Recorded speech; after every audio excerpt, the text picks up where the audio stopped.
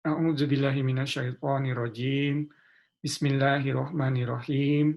Alhamdulillahirabbil alamin. Wassalatu wassalamu ala Rasulillah wa ala alihi wa sahbihi wa man wala. Rabbi shrah li sadri wa yassir li amri wahlul 'uqdatam min lisani yafqahu qawli. Jumat Mubarak, Id Mubarak, selamat Raya Idul Adha, ibu-ibu, bapak-bapak, pengajian Kagari yang dirahmati Allah.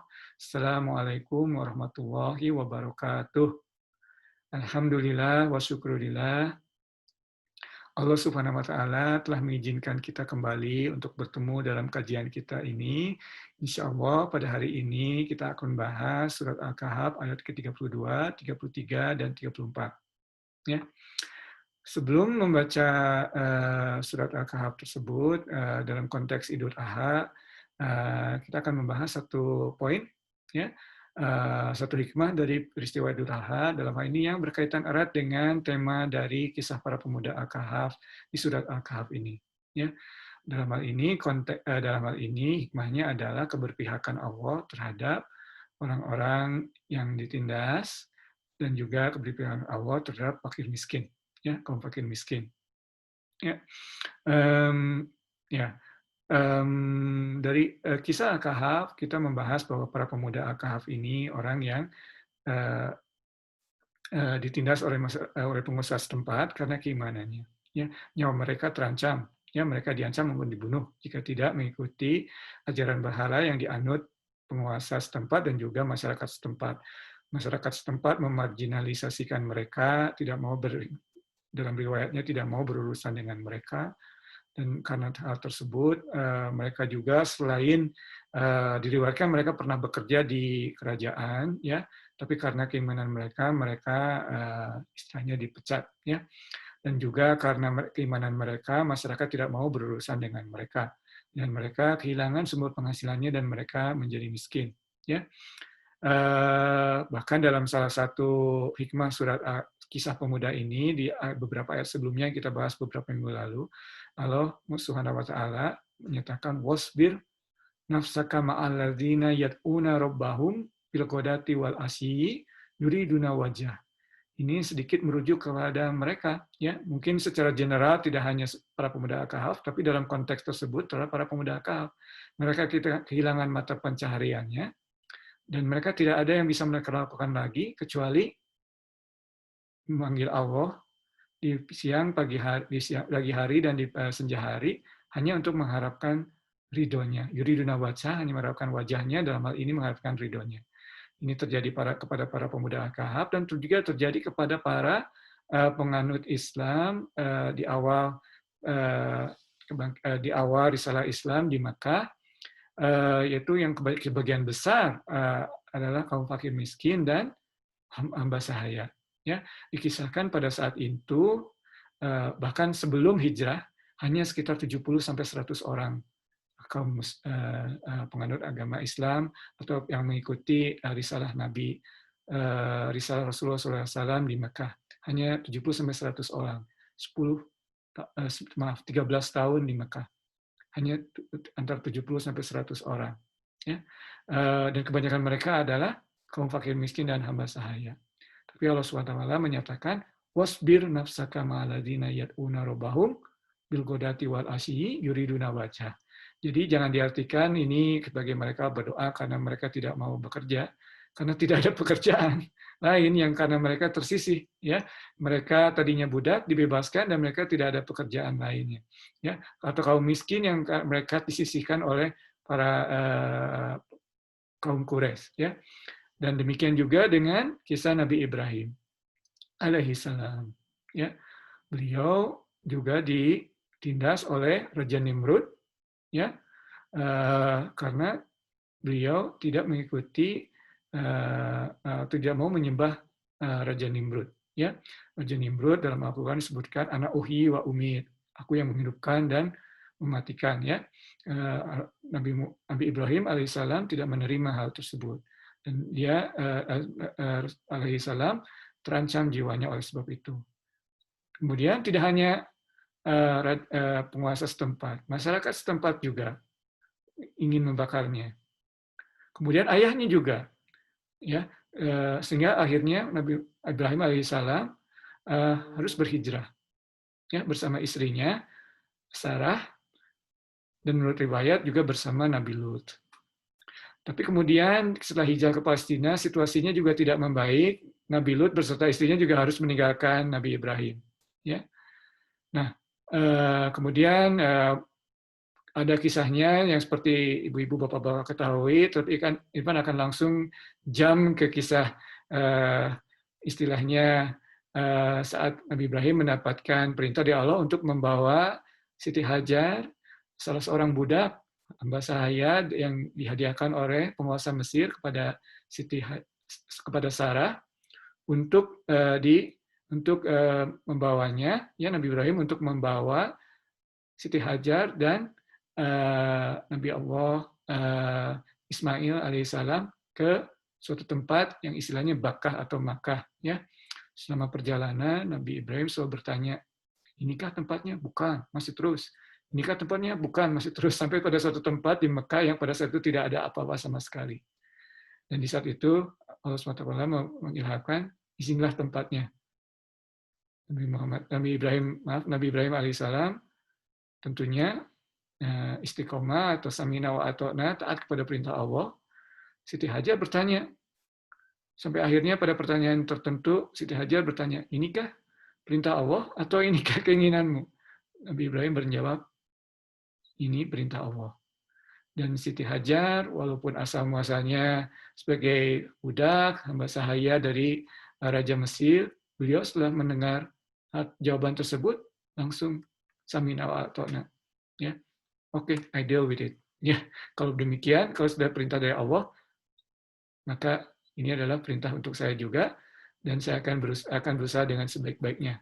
Ya, nah, disinilah kaum yang tertindas seperti Nabi Ibrahim, seperti Siti Hajar yang seorang budak hamba sahaya, pada saat itu juga statusnya wanita, apalagi budak wanita, sangat rendah, bahkan mungkin walaupun perintah ini dari Allah, tapi mungkin masyarakat setempat menganggapnya adalah sebagai beliau Siti Hajar diusir ya dari Palestina ke Mekah bersama putranya, dalam hal ini Nabi Ismail.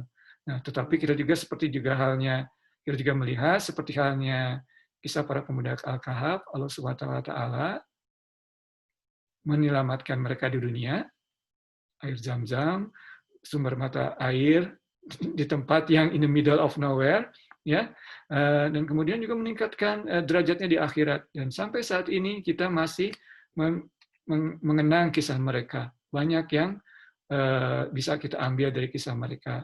Dan kali ini kita hanya melihatnya dari satu sisi, ya, bahwa keberpihakan Allah terhadap kaum fakir miskin dan juga kaum-kaum yang tertindas. Ya, Nabi Muhammad SAW, Rasulullah SAW bahkan berdoa meminta Allah untuk menghidupkan dia Rasulullah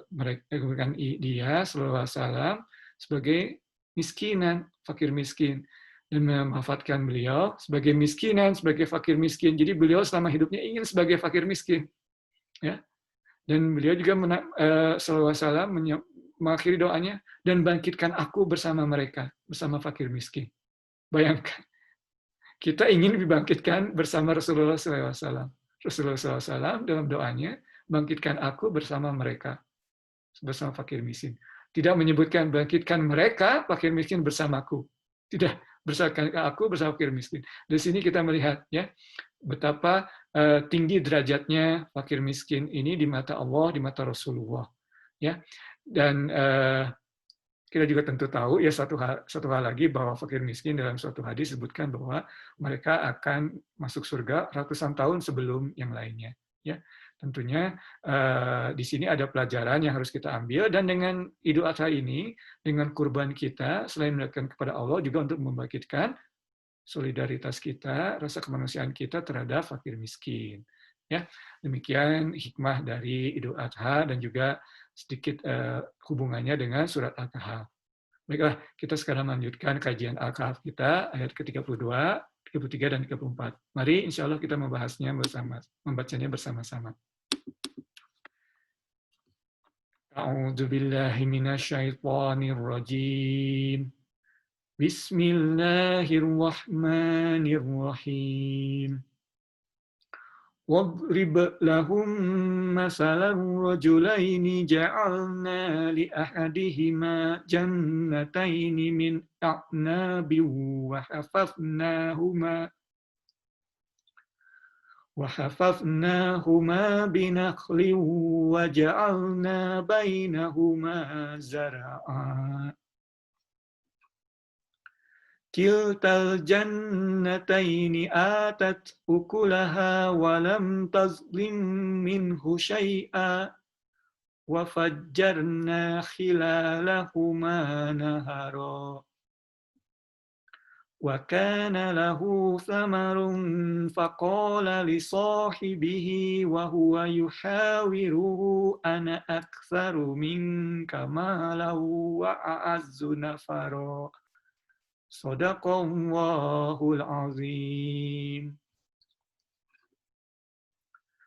Dan berikanlah wahai Muhammad kepada mereka sebuah perumpamaan dua orang laki-laki yang seorang dari mereka kami beri dua buah kebun anggur dan kami kelilingi kedua kebun itu dengan pohon-pohon kurma dan di antara keduanya dalam hal ini kebun itu kami buatkan ladang, ya. Bisa bagi yang pernah melihat pohon kurma, tentunya kita tahu bahwa pohon kurma itu tinggi dan sangat kuat. Jadi pohon anggur, kebun anggur ini dilindungi di sampingnya dengan sesuatu yang kuat, tinggi dan kuat, pohon kurma. Ya. Kemudian juga di antara keduanya, di antara kebun anggur ini kami buatkan ladang, zar'a. Ya, ladang ini dalam hal ini makanan yang makanan sehari-hari. Dalam bahasa Inggris staple food, ya. Untuk bahasa Indonesia kalau kita bilang makanan sehari-hari nasi, ya. Untuk di sini mungkin di Calgary roti atau mungkin di tempat lain jagung, sagu dan sebagainya, ya. Poinnya dalam hal ini adalah rahmat Allah yang begitu lengkap yang terhadap salah seorang dari kedua sahabat ini. Dan kita lihat bagaimana salah seorang dari kedua sahabat ini menyikapi rahmat Allah. Ya, dalam hal ini bisa disebutkan cobaan juga, ya. Kita lihat bagaimana apakah dia bisa menyikapinya dengan baik atau sebaliknya. Ayat berikutnya. Kedua kebun itu menghasilkan buahnya, atat ukulaha, ya. Ukulaha artinya buahnya yang bisa langsung dimakan, tidak ada yang kurang, yang masih asam atau yang kurang masak. Atat ukulaha, ya, selalu memberikan buahnya. Ya, walam tasliminhu syai'a, tidak berkurang buahnya sedikit pun. Dalam hal ini maksudnya tidak ada panennya selalu baik dari tahun ke tahun, tidak ada panen tahun baik dan tahun buruk, ya. Ya, tazlim itu kata dasarnya sama dengan zolim, ya. Artinya zolim itu definisinya menahan hak orang lain, kan, ya. Dan dalam hal ini kebun itu tidak pernah menahan hak pemilik kebun itu, selalu memberikannya, ya. Jadi panennya selalu baik dari tahun ke tahun, ya. Kemudian wafajjarna khilalahuma naharo, di celah-celah kedua kebun itu kami alirkan sungai. Ya, yang pernah ke kebun anggur pernah melihat bahwa banyak membutuhkan air, ya. Dalam hal ini disebutkan rahmat Allah tidak hanya memberikan kebun, tetapi juga memberikan sesuatu untuk memelihara kebun itu, dalam hal ini air, ya. Untuk menjaga kelangsungan kebun itu, dalam hal ini air. Di ayat selanjutnya, ayat raya yang akan kita bahas hari ini, maaf. Dan dia memiliki kekayaan besar, tentunya orang tersebut, sahabat itu dengan kebun tersebut mengumpulkan harta yang banyak, ya, kekayaan yang banyak. Dan dia berkata kepada kawannya, nah inilah apakah dia berhasil atau tidak, ya. Berkata kawannya yang bercakap-cakap pada saat itu, hartaku lebih banyak daripada hartamu dan pengikutku lebih kuat, ya. Dalam ini sepertinya salah seorang sahabat itu jadi takabur, ya, menjadi sombong, ya, menjadi sombong karena nikmat yang diberikan kepada Allah itu, dan dia berpikir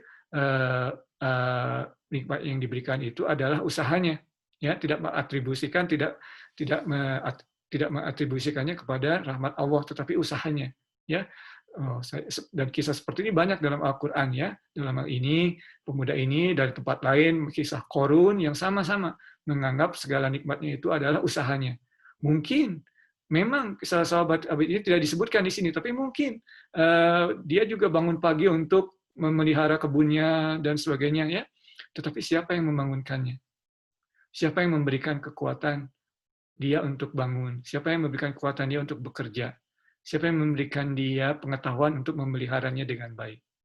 Ya, tidak semua yang bangun pagi-pagi untuk bekerja keras, bangun pagi untuk memelihara kebun sukses seperti dia kan?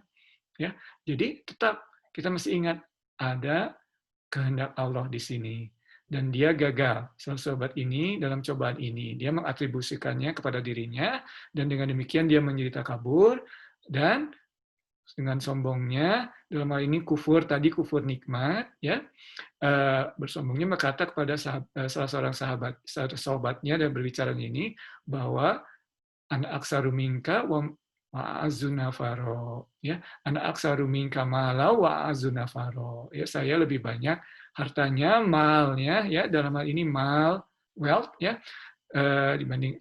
dibanding Anda dan saya stronger in man. Artinya banyak pengikutnya dalam hal ini ya. Nah, mungkin kalau dalam konteks sosial media sekarang ini, dalam konteks kita sekarang ini, ya banyak followernya ya.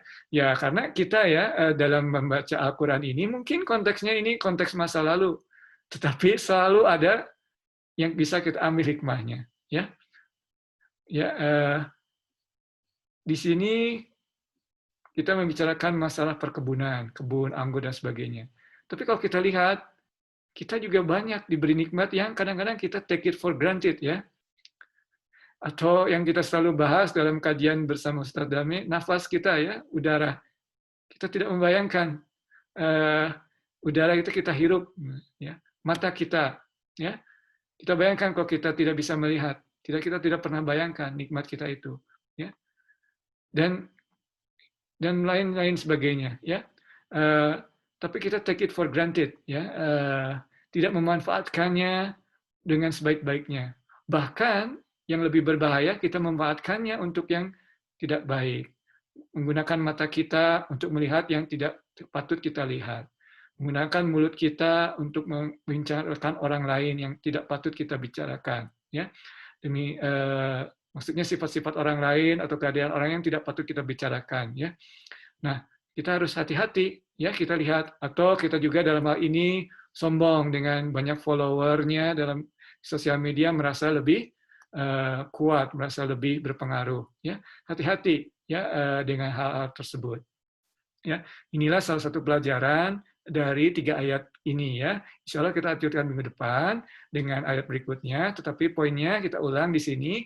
Hati-hati terhadap nikmat Allah yang kadang-kadang kita tidak sadar karena begitu mudahnya ya, kita take it for granted ya. Akhirnya kita jadi sombong, jadi takabur terhadap dan kita terhadap rekan-rekan kita dan kita gagal dalam cobaan kita dari Allah Subhanahu wa taala tersebut.